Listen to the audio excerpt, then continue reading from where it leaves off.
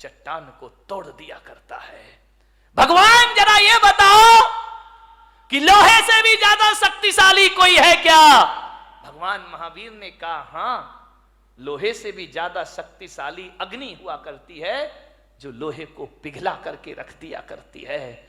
तो भगवान जरा इतना और बता दो कि अग्नि से ज्यादा शक्तिशाली इस धरती पर कोई है? तो महावीर ने कहा धरती अग्नि से ज्यादा शक्तिशाली पानी हुआ करता है, जो आग को बुझा के रख दिया करता है। तो भगवान फिर इतना और बता दो, पानी से ज्यादा शक्तिशाली कौन होता है इस धरती पर? तो भगवान महावीर ने कहा पानी से ज्यादा शक्तिशाली आदमी का संकल्प हुआ करता है, आदमी के हौसले हुआ करते हैं। बोले हौसलों से बड़ा कुछ होता है? तो महावीर ने कहा संकल्प से बड़ा इस धरती पर कुछ नहीं हुआ करता है। और संकल्प में वो ताकत होती है कि पानी को पाताल से निकालने की ताकत आदमी के संकल्प में हुआ करती है। ध्यान रखिए, संकल्पों से जिंदगी जी जाती है, संकल्पों से जीवन चलता है। मान्यवर विचार करिए, आप सोचिए, संकल्प बुलंद होना चाहिए इस आदमी के। इतने जल्दी हार मत मानो जिंदगी से, छोटी छोटी बातों। एक बहुत बड़े गणितज्ञ हुए हेरो 9 बार फेल हुए स्कूल में। कितनी बार? ऐसा कोई महात्मा बैठा जो 9 बार फेल हुआ हो? 9 बार फेल हुए। पिता ने कहा ये पढ़ाई बंद कर, तेरे बस की नहीं है, तू नहीं हो सकता पास। 9 बार फेल। चल पशु चरा, उठा डंडा, गाय चरा, भैंस चरा, तू पास नहीं हो सकता, तेरे भाग्य में पास होना लिखा ही नहीं है। उसने कहा यार लगता तो ऐसा ही है कि अब मैं पास नहीं हो सकता। 9 बार फेल हुआ क्लास में। एक दिन बैठा था अपने घर में, एक चींटी को देख रहा है। चींटी चढ़ रही है, गिर रही है, चढ़ रही है, गिर रही है, फिर चढ़ती है, फिर गिरती है, फिर चढ़ती है, फिर गिरती है। हीरो ने कहा यार ये गिनू तो कितनी बार चढ़ रही है। उस दिन वो चींटी 99 बार चढ़ी और गिरी, 100वीं बार ऊपर चढ़ी। उसने कहा मिल गया। पिता से कहा मैं स्कूल जाऊंगा, मैं पढ़ूंगा। बोले पागल है क्या, 9 बार फेल हुआ है? बोले 9 बार हुआ हूं ना, अभी 90 बार बाकी है। बोले क्या मतलब? बोले वो चींटी 100वीं बार ऊपर चढ़ी है, मैं तो अभी 9 बार फेल हुआ हूं, 90 बार। बाप ने कहा पागल, 90 बार में 90 साल लग जाएंगी, तू मर जाएगा, तो चींटी की बराबरी। अरे बोले कुछ भी हो जाए, अभी तो 90 बार मुझे पास होना। एक बात लग जाए आदमी को तो जिंदगी बदल जाया करती है। एक बात में जीवन के सूत्र मिल जाते हैं।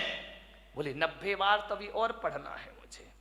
बहुत जिद की पिता से, पढ़े लिखे, मालूम है 10वीं बार में वो बच्चा पास हो गया और वो सबसे बड़ा गणितज्ञ बन करके खड़ा हो गया। उसकी किताबें मैथमेटिक्स में चला करती हैं। ध्यान रखिए, इतना महान गणितज्ञ बना, उसके जैसा गणित के सवाल हल करने वाला दुनिया में दिखाए। आदमी थक जाता है, आदमी हार जाता है, आदमी अपनी सोच से हार जाता है। एक बात बताइए, 2 पहलवान लड़ रहे हैं, दोनों की शक्ति बराबर है, दोनों के दांव पेंच एक से हैं, कुश्ती लड़ रहे हैं, दोनों के एक से दांव पेंच, एक ही गुरु, एक सी ताकत, एक हारता है, एक जीतता है। बताओ भाई कौन हारेगा, कौन जीतेगा? बोलिए, आपसे मेरा निवेदन है, दोनों लड़ रहे हैं, एक सी ताकत है, एक से दांव पेंच है, कुश्ती लड़ रहे हैं। एक से वजन और एक सी ताकत वाले होने के बाद भी एक तो हारेगा ना, एक जीतेगा। कौन हारेगा? ध्यान रखना, ताकत तन की एक सी है, हारता वही है जो मन से हार जाएगा, वो शरीर से हार जाएगा। मेरे भाई, जो मन से हार मान लेता है वो तन से हार मान लिया करता है। तो मैं आज आपको सूत्र दे रहा हूं कि मन के हारे हार है और मन के जीते जीत। जिसका मन हार गया वो दुनिया में कभी विश्व विजेता नहीं बन सकता है। सम्राट सिकंदर अंतिम सांस तक विश्व विजेता के सपने देखते रहा। मान्यवर, सपने देखिए, देखना चाहिए। बिना सपनों की जिंदगी कभी आगे नहीं बढ़ा करती है। हौसलों के साथ जिंदगी को जियो मेरे भाई। विपत्तियां आएंगी जीवन में, विपत्तियां जो होती हैं वो पार्ट ऑफ लाइफ है आदमी के जीवन में, जीवन का एक हिस्सा है।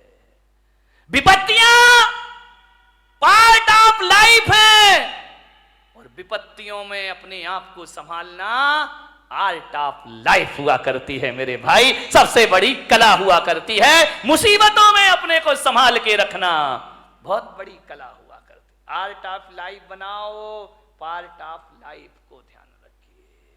जीवन की एक कला है जिंदगी, मौत से मत घबराइए। मान्यवर, जिंदगी जीने के लिए मिली है, इसे आत्महत्या की भट्टी में मत झोंकिए। पूरी जिंदा दिली के साथ जिंदगी को जीने का प्रयास करिए। जियो, बहुत आनंद है इस जिंदगी में। बच्चों पर इतने पढ़ाई का प्रेशर मत डालो। बच्चों की कामयाबी देखना है या काबिलियत देखना है। मान्यवर, ध्यान रखना, आप कामयाबी के पीछे दौड़ते हैं, काबिलियत का ध्यान नहीं रखते हैं। बच्चों को कामयाब भले ना बनाओ, लेकिन बच्चों को काबिल जरूर बनाइए। ध्यान रखिए, कोई जरूरी नहीं है इतना प्रेशर मत डालो कि तुम्हारे बच्चे आत्महत्या करने को तैयार हो जाएं। अपने विचार उन पर मत लादिए, उनके ज्ञान की क्षमता को देखिए। वरना माँ बाप इतना प्रेशर डालते हैं और जब रिजल्ट आता है तो हमारे घर का चिराग अपने हाथों से फांसी के फंदे लगाकर दुनिया से विदा हो जाया करता है। ध्यान रखिए, डिप्रेशन में जी रहे हैं लोग, तनाव में जी रहे हैं लोग, ज्यादा और जल्दी के चक्कर में जी रहे हैं लोग। ज्यादा और जल्दी नहीं, ध्यान रखना, यहां तो संसार है। राजपाट छिन भी जाए तो वनवास में राम लक्ष्मण स्वर्गों जैसा जीवन जी करके दिखा दिया करते हैं। जिंदगी को जियो, पूरी आशा से जियो, पूरे विश्वास से जियो। आत्महत्या के अंधे कुएं में छलांग मत लगाओ। यदि आप ऐसे विचार, महिलाओं से मेरा निवेदन, पुरुषों से मेरा निवेदन है बड़ी विनम्रता के साथ, जब अपनी उपलब्धियों पर अकड़ हो तो अपने ऊपर वालों को देखना। इस दुनिया में हमारे भी बाप बैठे हुए हैं, ध्यान रखना। हमने क्या कमाया है? टाटा बिरला वालों को देखना, उनके आगे अपनी कोई औकात भी नहीं है, उनके चौकीदार की हैसियत नहीं है अपनी। रिलायंस बंधु इतना कमाया है उनने। जब अकड़ पैदा हो तो ऊंचे वालों को देखना, और जब निराशा पैदा हो तो अपने से नीचे वाले को देखना। जिंदगी तुम्हारी आनंद में परिवर्तित हो जाएगी। मेरे पास इतना है, ईश्वर ने इतना दिया है। ऐसे भी लोग हैं जिनके पास 4 छत, 4 दीवार और 1 छत भी मौजूद नहीं है। ध्यान रखिए, मान्यवर, सोचना है। भौतिक असफलताएं और भौतिक सफलताएं, जब भौतिक सफलताएं आदमी को जीवन दे नहीं सकती हैं तो भौतिक असफलताओं को जीवन लेने का कोई अधिकार भी नहीं हुआ करता है। मान्यवर, जीवन को जियो, पूरी जिंदा दिली के साथ जियो, हर हाल में जियो। जैसा भी जीवन आए, ध्यान रखना।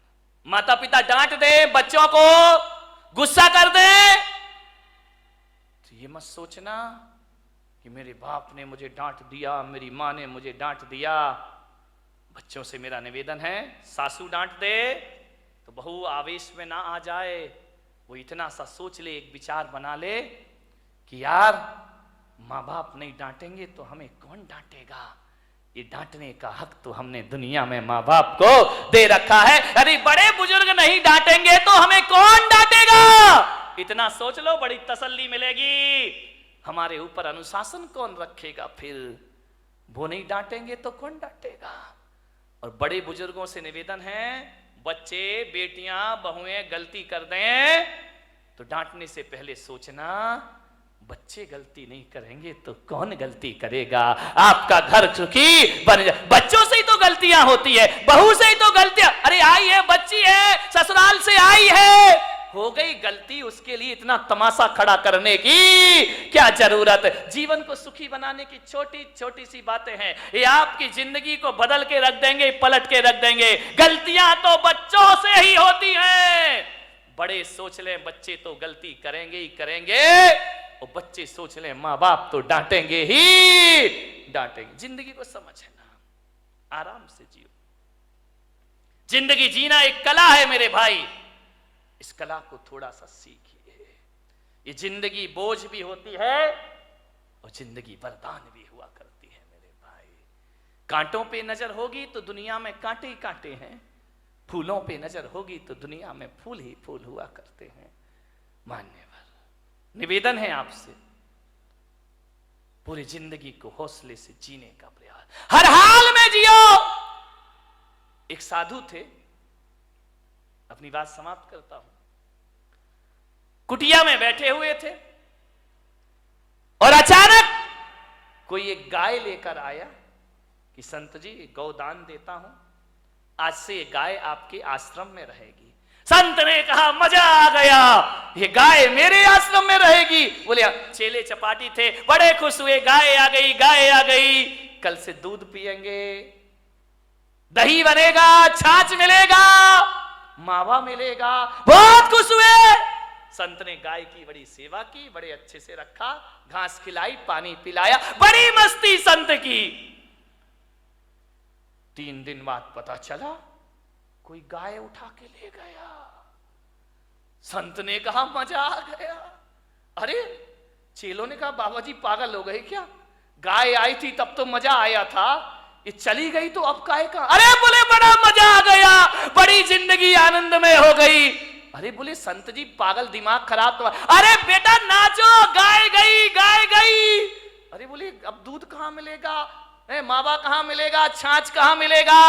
संत ने कहा एक तरफ गया वो दूध और मावा, अरे गाय गई तो गोबर उठाने की झंझट भी हमारे पास से चली गई। अब कहां की घास, मस्त रहो, भगवान का भजन करो, ध्यान रखिए। ऐसी जिंदगी जियो, राजी हैं हम उसी में जिसमें तेरी रजा है। यहां यूं भी वाह वाह है, यहां त्यों भी वाह वाह, हर समय वाह वाह है, ध्यान रखिए। मिल जाए तो कोई बात नहीं है, चला गया तो आनंद में जियो ना। लेकिन तुम्हारी जिंदगी निराशाओं में जाती है। एक गुलाब का पौधा ये सोचता है कि मैं नारियल के पेड़ की तरह बड़ा हो जाऊं। अब बाजू में लगा है, अब वो सोचे मुझे नारियल का पेड़ बना दे, नारियल का पेड़। अब गुलाब का पौधा कैसे पेड़ बन जाएगा? पेड़ इसलिए दुखी है कि वो सोचता है यार गुलाब जैसे फूल मुझ में आ जाएं, गुलाब जैसे फूल, जिंदगी दुखी हो जाएगी। एक जगह मैंने देखा, अरे गुलाब का पेड़ अपनी पौधा अपनी मस्ती में झूम रहा है, नारियल का पेड़ अपनी मस्ती में झूम रहा है। मैंने एक साधु से पूछा बताओ ये अपनी मस्ती में क्यों है, ये इतने आनंदित क्यों है? बोले इसलिए आनंदित है कि नारियल का पेड़ कभी नहीं सोचता कि मुझ में फूल लग जाएं, और गुलाब कभी नहीं सोचता कि मैं इतना ऊंचा हो जाऊं। इसकी अपनी मस्ती होती है और उसकी अपनी मस्ती में रहो। अरे मेरे भाई, पूनम की रात का जो सौंदर्य है ना, कभी कभी अमावस भी बड़ी सुंदर लगा करती है मेरे भाई। यदि अमावस की रात ना होगी तो पूनम का सौंदर्य कौन जान पाएगा? यदि जीवन में दुख नहीं होंगे तो सुख का स्वाद। एक बात कहा, देखो छोटी वाली ने, मेरे पास कुछ नहीं है, मैं सबसे छोटी हूं, लेकिन मैं इतना जानती हूं, मैं सबसे बड़ी हूं। बोले छोटी होके अपने को बड़ी क्यों कह रही है? बोले इसलिए कि जब जब भगवान को प्रणाम किया जाता है मैं सबसे आगे खड़ी रहती हूं और तुम सब मेरे पीछे खड़े। ध्यान रखिए, प्रणाम करोगे तो छोटी वाली जो झुकना जानता, जो प्रणाम करता, वो सबसे बड़ा हुआ करता। किसी से क्षमा मांगो, देखो लड़ने में तो तर्जनी तुम तैयार रहती हो, लेकिन जब माफी मांगी जाती है तो मैं सबसे आगे खड़ी रहा कर। सबका आनंद है अपना अपना, सब उंगलियां एक सी हो जाएं तो जीने का मजा क्या बचेगा मेरे भाई। ये छोटे बड़े नहीं रहेंगे तो जिंदगी कैसे चलेगी। इस दुनिया में क्षत्रिय की भी जरूरत है, इस दुनिया में ब्राह्मण की भी जरूरत है, इस दुनिया में वैश्य की भी जरूरत है, और इस दुनिया में शूद्र की भी। शूद्र नहीं होंगे ना, 3 दिन हड़ताल कर दे, जीना मुश्किल हो जाएगा मेरे भाई, ध्यान रखिए। सबका अपना महत्व, अपने अपने में राजी हो जाओ। राजी हैं हम उसी में जिसमें तेरी रजा है। यहां त्यों भी वाह वाह है। यहां कबीर का झोपड़ा एक दिन बेश्या के कोठे के सामने बना दिया गया। बेश्या को बड़ी परेशानी हुई, कबीर को कोई परेशानी नहीं थी। संतों को क्या परेशानी, परेशानी तो संतों से दुनिया को है। कबीर अपनी भक्ति करता था, राम नाम भजन में लीन रहता था। बेश्या को डिस्टर्ब हो गया। रोज बेश्या के कोठे में ढोलक बजती, तबले पर थाप पड़ती, घुंघरुओं की आवाज आती, और जब घुंघरुओं की आवाज और ढोलक की थाप पड़ती, कबीर उस संगीत में अपने राम का भजन किया करता, भगवान का स्मरण। बड़ा आनंद है मुझे इस जीवन में। लेकिन जैसे ही कबीर भजन गाता तो ये दीवाने मतवाले लोग बेश्या के कोठे में जाते और कबीर का भजन सुनते, कबीर के पास जाकर बैठ जाते। अरे बेश्या ने कहा, ये कबीर तो मेरा धंधा चौपट कर देगा। जे लोग आते हैं वासना के लिए, ये साधना में लगा देता है। बोले ये तो मेरी दुकानदारी पूरी बंद कर देगा। बेश्या ने कहा, इसका झोपड़ा हटाओ यहां से, अपना धंधा बंद हो जाएगा। लोग कबीर के पास जाते हैं, शरीर को नश्वर समझने लगते हैं, भोगों को नश्वर समझने लगते हैं। और ये आदमी भोगों को नश्वर समझेगा तो मेरा तो खाना खराब हो जाएगा। बेश्या ने अपने यारों से कहा कि जा, आज रात को कबीर का झोपड़े में आग लगा दो, जला दो रात को। रात हुई, बेश्या के यार गए, कबीर के झोपड़े में आग लगा दी। घास फूस का झोपड़ा धू धू करके जलने लगा। कबीर ने देखा, वाह वाह, अभी तो ये झोपड़ा तू कितना चाहता है मेरा राम, मुझे कितना प्यार करता है। क्योंकि जब ये झोपड़ा था ना, तब तुझे दिक्कत होती थी मुझे देखने में। अब झोपड़ा हटा दिया, आओ अपन सामने से दीदार करेंगे। बीच की दीवार खत्म हो गई, मजा आ गया, हरि भजन करने लगा, जल गया झोपड़ा। बोले लोग हवन यज्ञ करते हैं तो आहुतियां डालते हैं, वारे मेरे राम जी, तुमने तो मेरा झोपड़ा ही आहुति में डाल दिया, मजा आ गया। अब खुल के आकाश को देखेंगे, चांद सितारों का सौंदर्य देखेंगे। बहुत खुश हुआ कबीर। बात बदल गई। किस्मत को बदलने में ज्यादा ध्यान रखना, 100 साल में किस्मत जरूर बदलती है, ध्यान रखना। ऐसा कोई नहीं जिसकी किस्मत ना बदलती हो, जरूर बदलेगी किस्मत। आज है कल नहीं रहेगा, आज कुछ नहीं है कल सब कुछ होगा, ध्यान रखिए। हवा का एक झोंका आया और कबीर के झोपड़े की आग बेश्या के कोठे तक पहुंच गई। और उस आग ने पर्दे जलाना शुरू कर दिए, पर्दे जल रहे हैं, साजबाज जलने लगे, ढोलक फट गई, हारमोनियम जल गया। बेश्या उठी, ये क्या हो गया, मेरे कोठे में आग लग गई, मेरी जिंदगी भर की कमाई सब मिट्टी में मिल गई। बहुत परेशान हुई बेश्या, कोई बुझाने वाला नहीं उस रात को उसके कोठे की आग। सवेरे तक कोठा जल जल के धुआं हो गया। दौड़ी दौड़ी गई कबीर के पास, कबीर कबीर कबीर।